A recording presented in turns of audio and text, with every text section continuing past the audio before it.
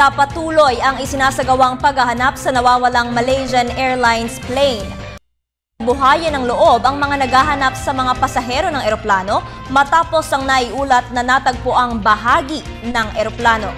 Para sa detalye, balitaan mo kami, Charis Domingo.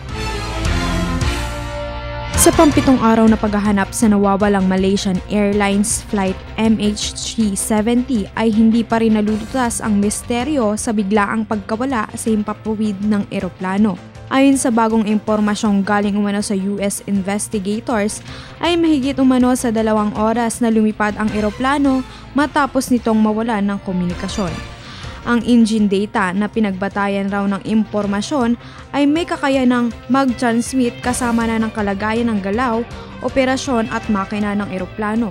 Kasunod nito ay ipinadala na ng Malaysian Airlines sa Rolls-Royce na siyang manufacturer ng onboard monitoring system ng eroplano ang naturang engine data upang matukoy ang posibleng kinaroroonan ng Boeing 777 plane. Samantala, negatibo umano ang resulta ng 3 bagay na namataang palutang-lutang sa South China Sea na pinaghinalaang parte ng eroplano.